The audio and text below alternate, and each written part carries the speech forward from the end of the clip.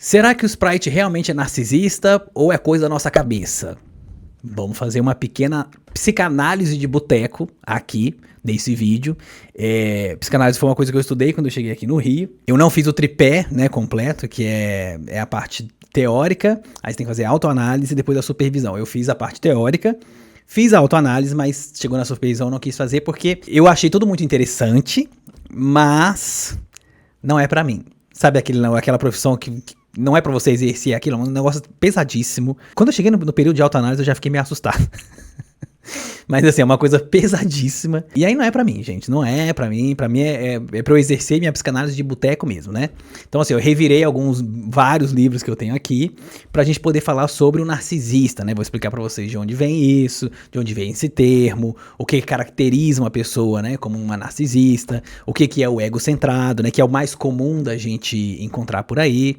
Vamos falar sobre tudo isso. Mas antes da gente começar o vídeo, deixa o seu like e inscreva-se pra receber notificações de vídeos novos assim que eles são postados. Siga a gente lá no Instagram, @ynewsoficial. Aqui tem o nosso Pix também, se você quiser fazer participar da nossa caixinha, né, de Natal, ou deixar aí no Valeu Demais também, a gente agradece profundamente. Se você quiser fazer parte também do nosso clube de membros, é só clicar no primeiro link que tem aqui na descrição ou no botão de Seja Membro.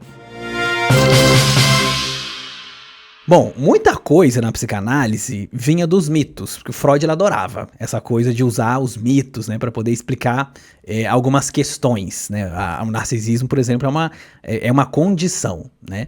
Mas o mito de Narciso é um mito que ele é um mito grego, né? Ele vem da mitologia grega. Narciso, ele era um cara muito bonito. Ele era filho de um deus com uma ninfa. E assim, as mulheres eram enlouquecidas, né? Todas enlouquecidíssimas por Narciso. Só que ele não gostava de nenhuma delas, porque ele achava que nenhuma estava à altura da sua beleza, né? Digamos assim. Aí, um belo dia, uma ninfa chamada Eco, ela fez voz a todas as outras ninfas, se juntou com elas também, né? E aí elas foram pedir aos deuses que fizessem alguma coisa, né? Porque Narciso não estava querendo ficar com ninguém, ele rejeitava todo mundo. Nêmesis, que seria um dos nomes, né, de Afrodite, falou assim: deixa comigo que eu vou dar a liçãozinha que ele merece. A Nêmesis, né, ela jogou uma praga. Em outras palavras, né? Em outras palavras, ela rogou uma praga para Narciso, onde ele ia se apaixonar pelo próprio reflexo, né? Pela própria imagem. E quando ele estava passando num rio, que se chama Rio Eco também, né? Que tem o nome da ninfa, ele foi olhar, né? Ele estava se banhando ali na água, e quando ele olhou o reflexo, ele ficou encantado com o que ele estava vendo e ficou apaixonadíssimo. E aí, em uma das versões, porque, né, os mitos eles têm muitas versões, eles são contados de formas diferentes, porque vem de uma época onde você não tinha nada escrito, né? Eles eram falados, eram passados assim, verbalmente. Então, em uma das versões, fala que ele se sentou num banquinho e ficou olhando ali a própria imagem até definhar. E aí, a Nêmesis, né, Afrodite, foi lá e transformou Narciso em uma flor. Eu não sei se foi consciência pesada, né, de talvez ter acabado com a vida do menino. Mas dizer que ele não mereceu também, será que não mereceu, né? Às vezes, né, as pessoas elas têm que ser responsáveis pelas consequências dos seus atos, né? Então, ela tem que lidar com as consequências dos seus atos.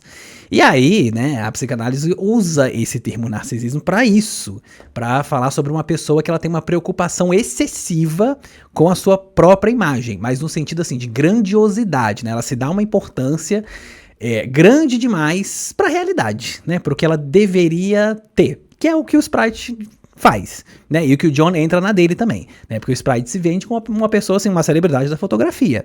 Não que ele seja uma pessoa incompetente, né? Muito pelo contrário, até falei que as fotografias dele são muito bonitas, é uma pessoa muito talentosa e tal, mas exagera, né? Uma pessoa que acha que é sei lá, Anne Leibovitz, né? Ela, nossa senhora, é o fotógrafo das celebridades.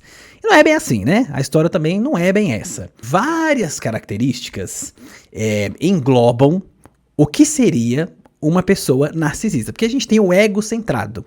Uma pessoa que é egocentrada é uma pessoa que ela é um pouco egoísta, né? Ela pensa muito nela, ela se coloca em primeiro lugar, assim, em muitas situações, mas nem sempre ela é narcisista, né? Ela ainda consegue sentir empatia por outras pessoas, ela tem as outras coisas, né? Ou ela tem outros sentimentos que são sinceros, né? São verdadeiros.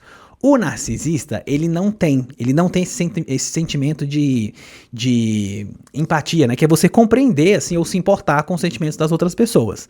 Ele se coloca num lugar e aí, assim, dane-se o que tá acontecendo, né? Ele chora, o narcisista chora. Se vocês assistirem a série The Undoing, que eu falei pra vocês assistirem, né? Que tem na Max, vocês vão ficar surpresos no final, porque, assim, o narcisista da série chora horrores, né, e questiona muitas coisas, se coloca num papel assim de quem errou e tal, mas é tudo mentira, é tudo pra poder se safar de algumas situações. Então ele não consegue ter esse sentimento de empatia por ninguém, a não ser por ele mesmo. O Sprite é meio parecido. Lembra quando ele chorou lá no último episódio, né? Que ele falou do pai dele, não sei o que e tal. Se é verdade, se não é, né?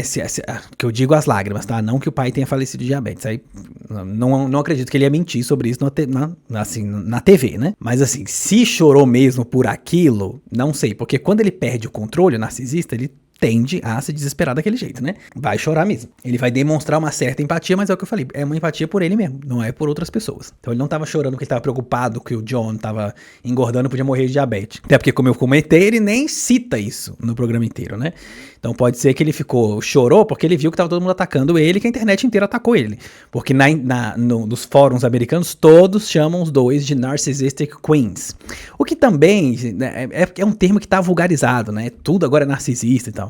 Mas só pra vocês entenderem, o narcisista ele não consegue conviver com outro narcisista, assim, se relacionar. Muito difícil, porque ele precisa de alguém que vá levar aplausos, né, pra essa pessoa. E outro narcisista vai se preocupar só com ele, né? Então não funciona, não dá, porque você tem que ter uma simbiose, né? Um tem que meio que precisar do outro. Tem várias táticas que o narcisista faz pra poder manter a pessoa ali, né? Tem o que a gente chama de... Aí são coisas que já não dá pra gente analisar, porque a gente não sabe como é que começou o relacionamento, como é que é o relacionamento de fato, né? Porque a gente tá vendo um recorte da vida deles ali. Então, assim, isso aqui é uma psicanálise de boteco, gente. Não dá pra dizer que ele é narcisista. Até porque o narcisista dificilmente ele vai pra terapia, e quando vai, ele mente. Ele inverte toda a situação, né? Ele começa a falar dos problemas dele por um outro prisma, né? Um outro aspecto, um outro espectro, né? Ele vai falar aqui, por exemplo, ele faz tudo pelo relacionamento, mas o John é uma pessoa preguiçosa, o John é uma pessoa que não tem ambição, o John é uma pessoa que não cuida da própria saúde, que não sei o que e tal. Quando, na verdade, ele é que tem esse excesso de preocupações e outra pessoa não tem. Então ele quer que o outro responda às ambições que ele tem, né, que o narcisista tem, que seria o caso do Sprite, que é muito parecido, né? Tem outras táticas também, que a gente chama de love bombing, né, que geralmente é no início, quando o narcisista conhece a sua vítima, né? Porque na psicanálise também a gente chama de vampirismo, né? Ele exerce isso, né? Ele é um vampiro emocional, então ele precisa de uma pessoa para poder ir corroendo a imagem dela, né? Com o passar do tempo. A imagem não, né? Corroendo essa pessoa emocionalmente, com o passar do tempo. Por isso que todo mundo que, quando se relaciona com um narcisista, sai assim arrasado, né? Porque quando é narcisista de verdade, porque realmente assim a vida dessa pessoa é toda cagada, né? O narcisista ele vai assim até o fim, né? A diferença de um narcisista para um psicopata, ó, é uma diferença aqui desses dois dedos, ó. O narcisista tá aqui, o psicopata tá aqui, ó. É isso aqui de diferença, essa distância aqui, ó. É bem curta, é bem pequena. E aí tem o love bombing, né? Que é quando o narcisista conhece a vítima, nossa, mas ele vai apresentar um mundo assim, um mundo encantado da Disney.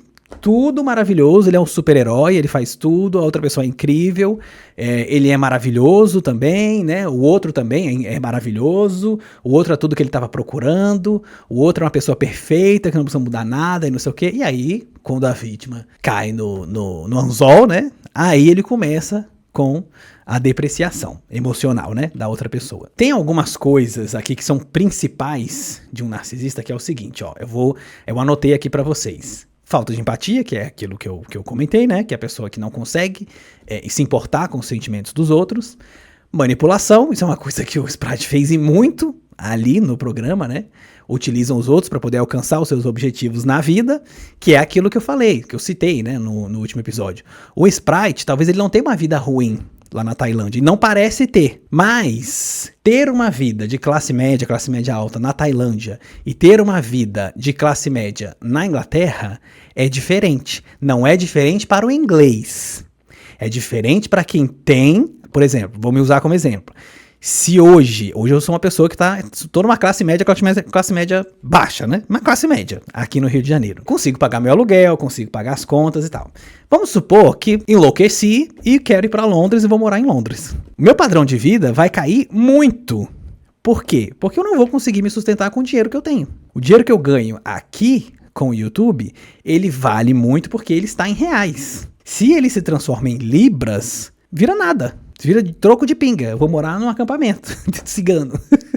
Sem acesso à internet. Vou ter dinheiro para poder comprar sanduíche de 5 libras. Porque eu não vou ter dinheiro para poder me sustentar num lugar assim, né? A não ser que eu já tivesse ali igual o John, né? O John é uma pessoa de classe média ali na Inglaterra, né? Mas é uma outra realidade. Se o John, por exemplo, sai da Inglaterra e se bem que a Inglaterra, acho que mais do que a Libra, acho que não, nada é mais do que... o franco suíço, né? Vamos supor que o John sai ali da Inglaterra e queira morar na Suíça.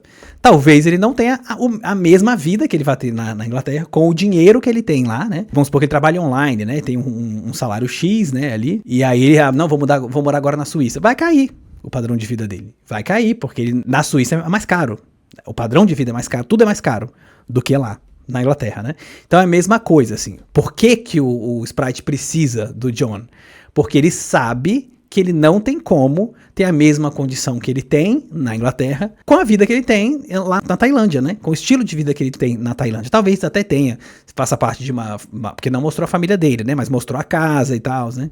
Parece ser uma vida legal, né? As roupas que ele usa também e tal. Mas pode reparar que quando ele vai pra Londres, tudo é o John que paga. Porque quando você transforma o dinheiro da Tailândia pra Libra, né? Libra esterlina, já é uma fortuna. O real já é. Uma libra esterlina são R$7, gente. Agora tá mais, né? Porque se o dólar tá 6, no dia que eu tô gravando esse vídeo, deve tá mais, deve tá quase 8 a libra esterlina, se bobear. Então é muito dinheiro. Imagina 1.000 libras, que também não é nada.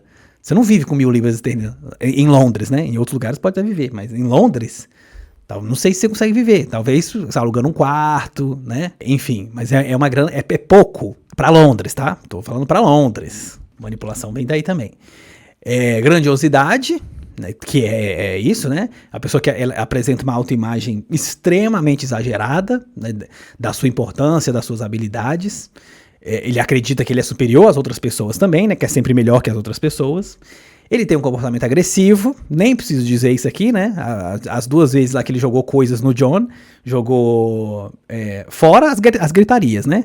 Porque ele jogou, acho que foi uma torrada, não foi? Quando ele volta do dia lá que ele dormiu no hotel, jogou uma torrada no John e depois jogou um anel também, né? Não jogou no John, mas jogou no chão lá, né? Isso é um comportamento extremamente agressivo, fora as outras coisas que ele, né, as gritarias, as coisas que ele fazia. Desprezo por regras e normas também, né, que isso aí já era uma coisa que não deu pra ver ali no Sprite, né, obviamente. Aí tem a coisa da vítima e perseguidor, né, eles se colocam como vítimas para poder manipular, assim, a empatia dos outros. Isso aqui é muito comum quando a gente fala sobre a triangulação, né, por exemplo, uma mãe narcisista, um pai narcisista, né, e que tem filhos, por exemplo, óbvio, né, se vai ser pai ou mãe vai ter filho, mas assim, que tem mais de um filho, né, geralmente eles fazem uma triangulação, então eles colocam uns contra os outros, conta uma versão dos fatos pra mãe, uma versão dos fatos pra um filho e outra versão pro outro filho, e aí um fica contra o outro, sabe, ele bota, às vezes, põe no papel de vítima, assim, pra essas 3 pessoas diferentes. Aí tem a que a gente chama de ovelha dourada, né? Que vai ser o exemplo, que ele vai usar essa pessoa pra manipular todas as outras, né? Por exemplo, às vezes você tem 2 filhos, aí tem um filho que você usa pra poder, porque lembra que eu falei do vampirismo emocional, né? Então ele vai vampirizar emocionalmente a esposa, ou no caso de um pai, né? A esposa ou o marido e o outro filho, comparando com o outro, né? Porque esse daqui é maravilhoso, você não é igual esse meu filho, porque esse meu filho ele faz isso, faz aquilo, faz não sei o quê, e você não é capaz de fazer isso, fazer aquilo, lalalala. Vampirismo emocional, coisa que o narcisista adora fazer, mas aí também a gente não tem como ver, né? Vítima a gente viu, né? Porque ele se colocou ali no episódio de Confissões, colocou no papel de vítima, e também durante a temporada ele também se põe no papel de vítima. Ali quando ele foi conversar com a irmã, né? Que a irmã falou que o John tinha visto ele no hotel, aí ele falou, mas eu também já peguei o John num aplicativo de relacionamento, não sei o que e tal, então se colocando num papel de vítima, né, pra poder ganhar a empatia do outro, de terceiros, né. E tem também a satisfação no sofrimento alheio, que assim, às vezes eles sentem prazer de ver as outras pessoas sofrendo ou se sentirem pequenas, né? Pra poder se sentir superior, obviamente, né? Então isso aí é uma coisa que ele já fez com o John também várias vezes, né? Ai, você não tem ambição, esse bolo tá horrível, o que não mentiu, mas assim, não precisava falar daquele jeito. Esse bolo tá horrível, você não vai conseguir o emprego, você tem que se esforçar mais, você tem que não sei o que mais, sem contar, aí tem várias outras coisas. Isso aqui é o que eu peguei, é o básico, tá? Mas tem várias outras coisas. Tem uma outra habilidade, né, entre aspas, que o narcisista tem, que se chama hoovering, que é aqui no Brasil a gente chama de morde-a-sopra. Né, que é aquela coisa do, eu vou lá, isso o Sprite fez muito também com o John, né? Então eu vou lá, eu deprecio a pessoa até não poder mais, e aí depois eu chego nela e falo, mas é pro seu bem, mas eu tô falando isso porque eu quero que você melhore, né? Igual quando o John não conseguiu lá o emprego, tava morrendo de medo de contar aquilo pro Sprite. Gente, isso de você ter medo da outra pessoa, isso é bem comportamento de quem vive com narcisista. Quem vive com narcisista vive com medo. E aí o Sprite falar daquilo, né? Não, mas tudo bem que você não conseguiu, você vai conseguir da próxima e tal. Isso é hoovering também, né? Que é o morte-a-sopra. Tem o gaslighting também, né? Gaslighting também, mas a maioria desses termos são em inglês, gente, na psicanálise, né? Eles quase não são traduzidos, assim, não tem versões traduzidas, assim. Mas o gaslighting é o pagar de doido. Num termo popular, né? É o pagar de doido, né? Fazer a pessoa pagar de maluca. Então a pessoa fala uma coisa e você desdiz. Você fala, não, mas eu não falei isso. Não, mas não foi bem assim, mas eu não quis dizer assim, né? Esse nome, ele vem, se não me engano, é de uma peça, que era uma peça de mostrava um casal, né? E aí o marido tinha descoberto que na casa onde eles viviam tinha um tesouro. E ele não queria dividir esse tesouro com a mulher. Então, à noite, ele pegava um lampião, iluminava, né, ali onde ele estava, a parede e tal, e ficava com a maquita ali, quebrando a parede para poder descobrir onde é que tava. Depois botava um quadro lá, alguma coisa pra poder tampar o buraco. E aí a mulher falava pra ele, né? Nossa, à noite eu escutei uns barulhos esquisitos, eu vi uma luz assim né? Uma luz fraca e tal, vindo lá, sei lá, de baixo, né? Da casa, ou do outro cômodo, não sei o quê. E aí o marido falava assim, não, imagina, não, você tava tendo pesadelo, você tá maluca. Não, isso aí não aconteceu, isso não existiu, né? Aí chama gaslighting, porque é a luz a gás, né? Do lampiãozinho lá que ele usava. Que eu acho que até o nome, eu não sei se é o nome da peça, é uma coisa assim, né? Como eu falei, a psicanálise bebe muito disso, de mito, de histórias também, né? Pra poder explicar essas coisas. Então, tem muito de narcisista ali no Sprite, mas assim, é o que eu falei no começo do vídeo. Hoje esse termo, ele tá muito vulgarizado. E a gente tem muitas pessoas que são egocentradas. E a tendência da humanidade, das próximas gerações, é ficar cada vez mais egocentrada. Ainda mais por conta das redes sociais, né? Que você tá sempre ali precisando mostrar algo pra alguém. Claro que isso não é uma coisa que todo mundo faz, né? Mas por exemplo, a minha geração sofre muito com isso. Essa geração mais nova, talvez nem tanto, né? Porque é uma geração que nem posta tanta coisa, assim. Não me parece ser uma geração que ostenta tanto também, quanto a minha, por exemplo, ostenta, né? E a que veio depois também e tal. Então tem uma necessidade, assim, de ficar provando, sabe? De que você conseguiu coisas, que você tem coisas, que você alcançou lugares, coisas que você não deveria, né? Mas é aquilo, a própria psicanálise, assim, ela bate muito na tecla de que o ser humano, ele tá sempre buscando realizar os próprios desejos. A gente não vive para poder resolver confrontos. Por isso que a gente tem que fazer terapia, né? Porque a gente não gosta de resolver confrontos, a gente gosta de realizar desejos. Então, por exemplo, se eu quero um doce, eu vou comer um doce.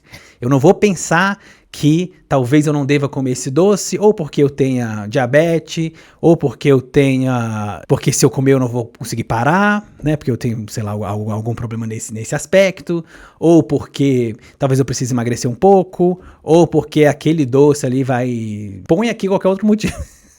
Você não quer tratar a vida como um cálculo matemático. Você quer simplesmente suprir os seus desejos, né? Então, se o seu desejo é um doce, você quer comer o doce. E pronto, acabou, né? E aí é onde o ser humano se estrepa, né? Por quê? Porque nem tudo aquilo que a gente deseja, a gente necessita, né? A gente precisa. Tem coisas que é só desejo mesmo, né? É realmente, assim, um afago no nosso ego, porque a gente não precisa daquilo, né? Mas a gente quer buscar aquilo. A gente quer provar pra alguém, ou a gente quer sentir aquele momento de felicidade, né? Que é uma coisa que é passageira também, né? Enfim, então tem vários motivos. Então é óbvio que a gente não tá aqui pra poder clinicar ninguém, porque primeiro que a gente não tem diploma pra isso. E segundo, porque, né, como eu falei, isso aí é uma coisa que você descobre ou com quem convive com o narcisista, ou então você descobre com a pessoa que isso aí é uma chance, assim, mínima disso acontecer, né? Porque ele jamais, como eu falei, ele vai participar de uma terapia e caso faça uma terapia vai mentir, né? Eu conheço uma pessoa que já foi casada com uma mulher narcisista, né? Por todas as coisas que ele conta, é assim, é check, check, check, check, é uma listinha que você vai dando check. E aí ele falou que ela fez terapia 15 anos da vida dela. Mentindo, né? Obviamente. Mente na terapia. Tem muita gente que mente na terapia. Essa foi uma das coisas que mais me desanimaram na psicanálise. Quando eu cheguei, quando eu comecei a estudar os casos reais, aí eu falei, gente, isso não é pra mim não. Porque na teoria, né, quando você vai lá pra trás, e aí a coisa o estudo da mente, tudo isso é interessantíssimo. Mas aí quando você vai estudar, quando você vai auxiliar a humanidade, né, tem que lidar com o ser humano, aí eu falei, não, gente, isso não é pra mim não. Isso não é pra mim porque eu vou mandar meio mundo ir pra aquele lugar. Então não é pra mim, melhor eu não ter essa responsabilidade. Melhor nem passar pela minha mão, né? O que você acha? Eu quero quero ler a sua opinião aí nos comentários. Se você curtiu esse conteúdo, compartilhe com seus amigos, inscreva-se para receber notificações de vídeos novos assim que eles são postados. Um beijo, um queijo e até a próxima.